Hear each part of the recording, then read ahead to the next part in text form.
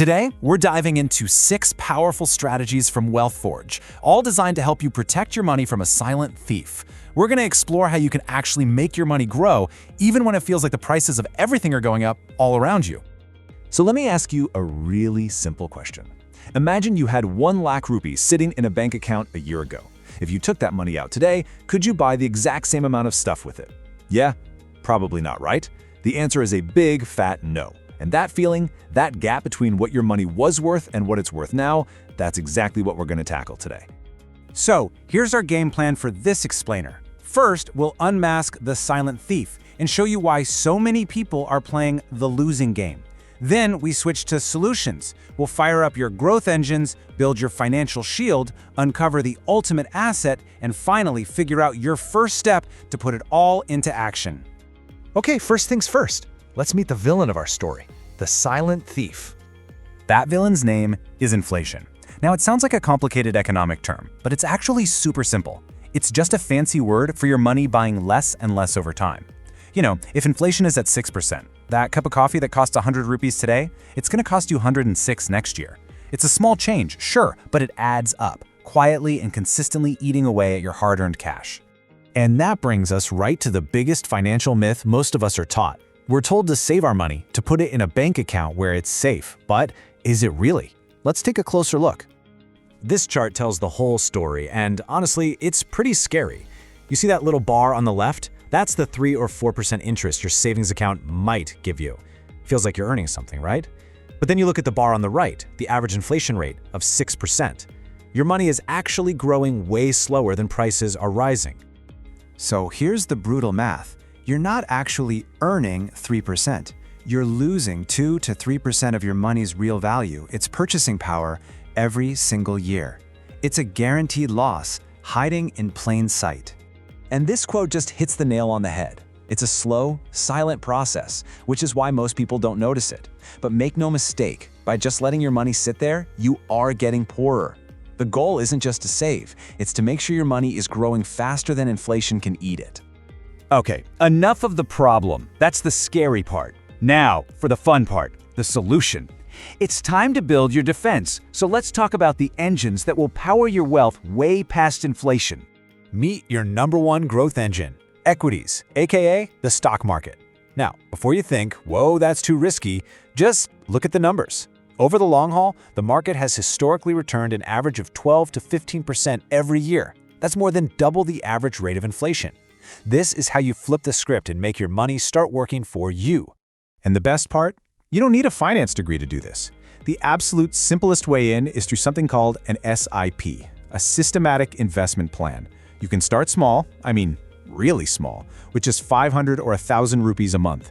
You put it into a broad market index fund, like the Nifty 50, which just holds a tiny piece of India's 50 biggest companies.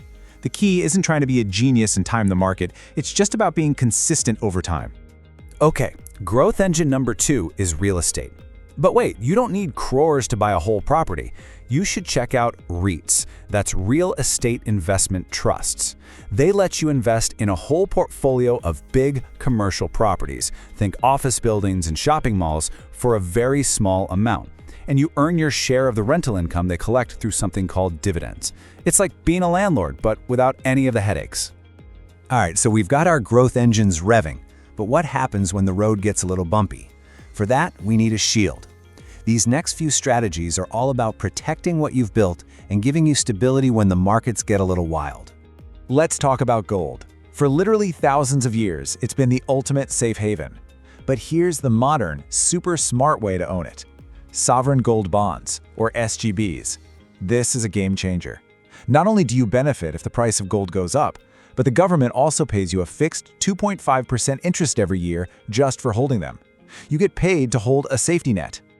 So yeah, the smart way to own gold isn't jewelry, which comes with all those high making charges and hidden costs.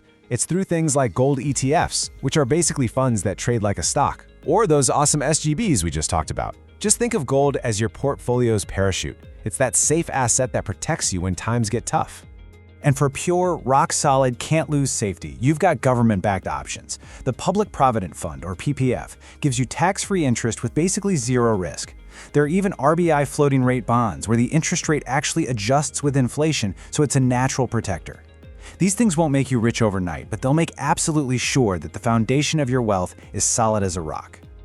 Okay, we've covered stocks, real estate, gold, bonds, all the usual suspects. But now we come to the single most powerful, and believe me, the most overlooked asset that you will ever possess. Just look at this comparison. It's not even a fair fight. A great investment might give you, what, 8, maybe 15% a year? But what's the potential return on investing in yourself? Learning a new skill, getting a certification, becoming an expert in your field? That can boost your salary by 20, 50, even 100% or more. The return on investment is just, it's off the charts. And this is the absolute core idea.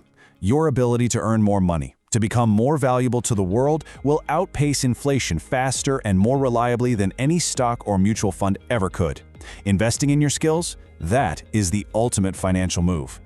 And our sixth and final strategy is simple. Don't put all your eggs in one country's basket. It's great to invest in India's growth, but by putting a portion of your money in global markets like the US S&P 500, you spread out your risk. If one economy slows down, you're not totally exposed. It gives you access to worldwide growth, and thanks to modern apps, it's easier than ever to do. Whew. Okay, we have covered 6 incredibly powerful strategies. So now for the most important part, your first step. Let's bring this all together into a clear, simple, actionable plan. And here it is, your 6-point battle plan to beat inflation. You use equities and REITs for growth. You use gold and government bonds for your shield, for protection and safety. You spread your risk by investing globally. And most importantly, you supercharge everything by investing in yourself to grow your income. You don't have to do it all at once. Just pick one. Just start. Look, inflation is not going away. It's a constant force, always working against you. But now you have something that most people don't. You have the awareness, you have the knowledge, and you have a plan. So the only question that really matters now is the one on your screen. What are you going to do with it?